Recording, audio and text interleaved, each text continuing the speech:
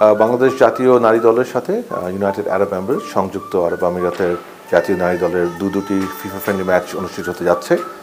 Football ফেডারেশনের পক্ষ থেকে এটা আয়োজন করা হয়েছে। এই ব্যাপারে আমরা ইউই ফুটবল অ্যাসোসিয়েশনকে আমাদের আন্তরিক শুভেচ্ছা জানাই এবং কৃতজ্ঞতা জানাই। তো আজকে ভোরবেলায় আমাদের টিম এসছে। আমি বাংলাদেশ ফুটবল ফেডারেশনের পক্ষ থেকে আমিও দুবাই আছি। তো আমি আজকে মূলত এসেছি আমাদের টিমের সাথে দেখা করার জন্য, জাস্ট তাদেরকে স্বাগতম জানার জন্য এবং তাদেরকে এনকারেজ করার জন্য, তাদেরকে মোটিভেট করার জন্য। খুবই ভালো লেগেছে তাদের সাথে কথা বলে দেখে। They are all very motivated, highly motivated.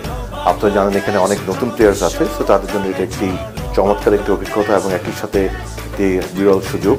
So তা নিয়ে সার্বিক আলোচনা করেছি এবং একই সাথে আমাদের যে হেড কোচ পিটার বাটলার ছিলেন, উনিও কিছু কথা বলেছেন যে ওভারঅল টিম এবং তাদের ব্যবহার, তাদের সব আচরণ সব কিছু নিয়ে। সো খুবই একটা ফ্রেন্ডলি অ্যাটমসফিয়ারে আমরা টিমের সাথে কিছুক্ষণ কথাবার্তা বলেছি। এটা খুবই ভালো লাগছে। আমি নিজেও অত্যন্ত মোটিভেটেড টিমের সাথে মিট করে। আফটার অল দেয়ার আমাদের বাংলাদেশ জাতীয় দল।